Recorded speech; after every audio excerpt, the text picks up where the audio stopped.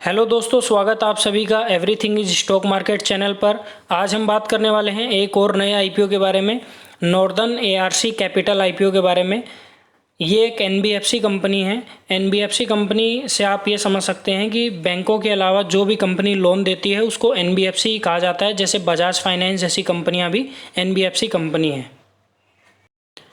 तो इस वीडियो में हम देखने वाले हैं कि नॉर्दर्न आर्क कैपिटल के आईपीओ की लेटेस्ट जीएमपी क्या चल रही है, उनकी एंकर लिस्ट वगैरह क्या है, कंपनी की डिटेल यानी कंपनी काम क्या करती है, कौन से सेक्टर में काम करती है और फ्यूचर क्या होने वाला है। इसके बाद हम कंपनी के फाइनेंशियल फंडामेंटल देखेंगे, कंपनी प्रॉफिट में है, लॉस में है, और पी रेशियो वगैरह देखेंगे। अदर कंपनियों से इनका पी कितना कम और ज़्यादा है।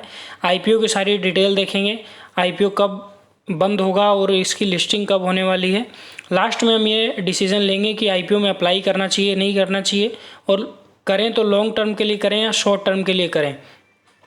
दोस्तों, पूरी वीडियो देखने से आपको डिसीजन लेने में आसानी हो जाएगी, इसीलिए पूरी वीडियो ज़रूर देखें। तो दोस्तों, कंपनी की बात करें तो कंपनी 2009 में इनकॉर्पोरेट हुई थी, यानी कि कंपनी को 24 से 25 साल का एक्सपीरियंस यहाँ पर आप देखेंगे हो चुका है। कंपनी अलग अलग डाइवर्सिफाइड अक्रॉस डिफरेंस ऑफरिंग करती है, मतलब कि अलग अलग सेगमेंट में लोन प्रदान करती है।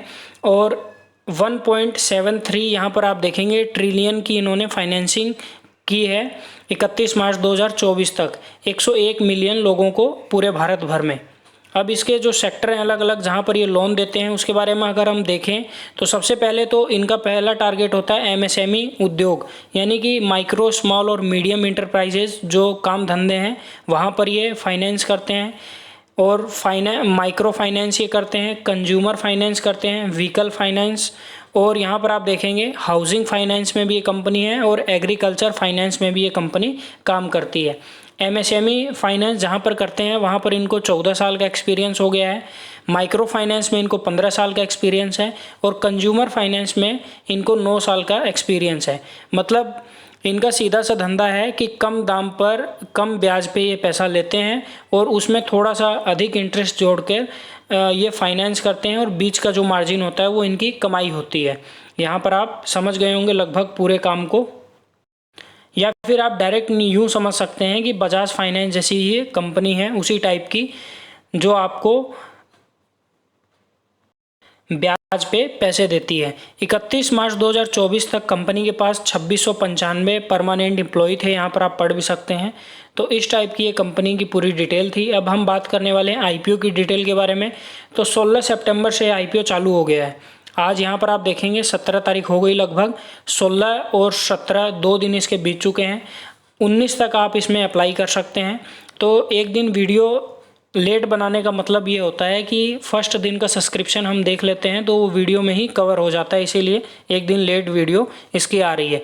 फेस वैल्यू इसकी अभी 10 की है, यानी कि आगे चलकर स्प्लिट आपको मिल सकता है। शेयर का प्राइस बैंड अगर देखें तो यहाँ पर 249 से लेकर 263 का ही रखा गया है। जो हाई प्राइस बैंड होता है वही आपको मान के चलना चाहिए, क्योंकि आईपीओ की जो डिमांड होती है उसके अनुसार यहाँ पर 263 रुपये में ही शेयर अलॉट होगा। लॉट साइज इसका 57 का है, और यहाँ पर टोटल इशू अगर हम बात करें तो 777 करोड़ का ये आईपीओ है, जिसमें से 500 करोड़ रुपए फ्रेश इशू है, यानी 500 करोड़ रुपए कंपनी के खाते में जाएंगे, मतलब कंपनी अपने काम में उसको यूज़ करेगी, और 277 करोड़ रुपए जो है प्रमोटर के खाते में जाएंगे। जो भी प्रमोटर इनके रहेंगे वो हिस्सेदारी बेच के यहाँ पर जाएंगे।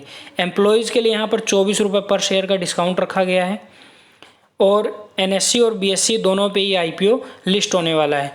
यहाँ पर अगर रिजर्वेशन की बात करें तो देखेंगे 20% जो है वो क्यूआईबीज़ के लिए रिजर्वेशन किया गया है, 15% एनआईआईज़ के लिए, और रिटेल वालों के लिए यानी हम जैसे कस्टमरों के लिए 35% का पोर्शन रिजर्व किया गया है।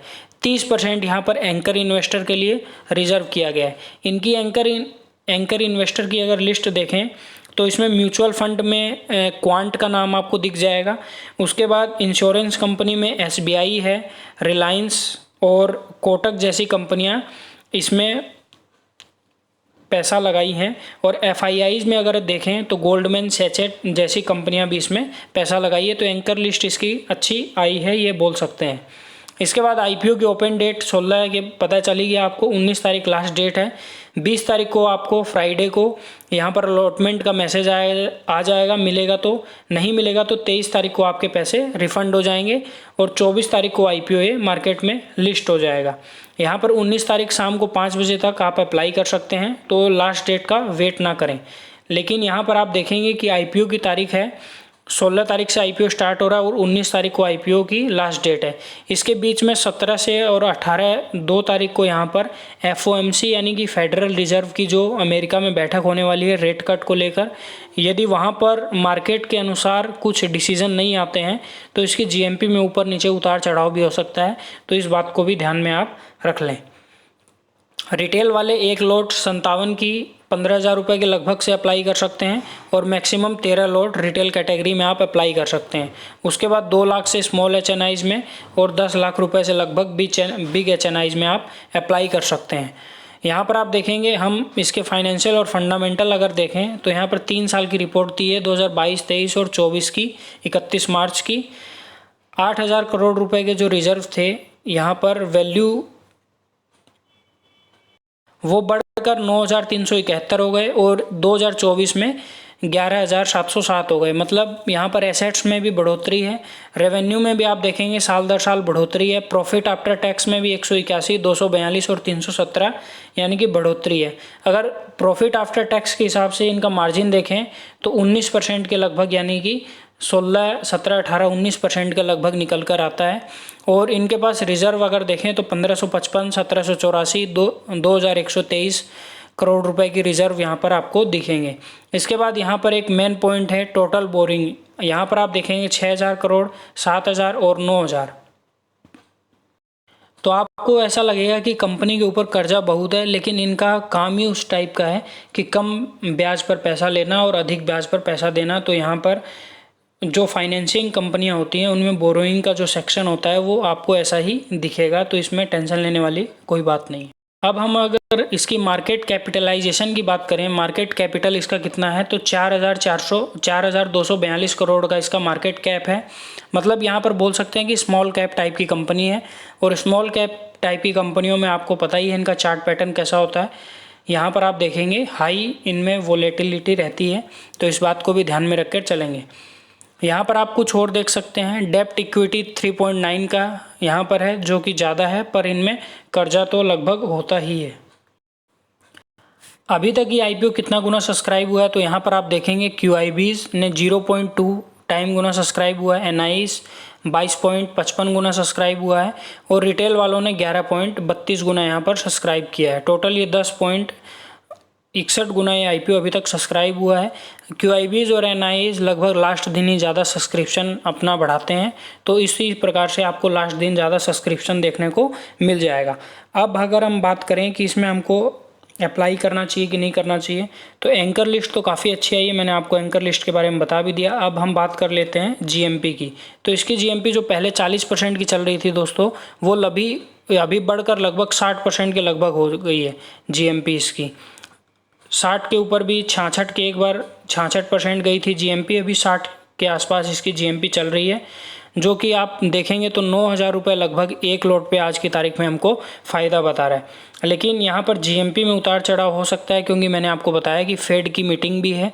और इसका अगर अगर हम देखें तो P के हिसाब से ये कम, इसकी P वैल्यूएशन निकल के आती है 11 की, जो कि बाकी NBFC कंपनियाँ जैसे कि HDFC, NBFC कंपनियां जो HDFC और बजाज है उनका जो P है वो 6 से 36 तक निकल के आता है। तो इसका P अगर 11 का है तो ज़्यादा महंगा भी नहीं है और ज़्यादा सस्ता भी नहीं है, आप ये बोल सकते हैं। वैल्यूएशन एकदम फेयर है, लगभग सही वैल्यूएशन है।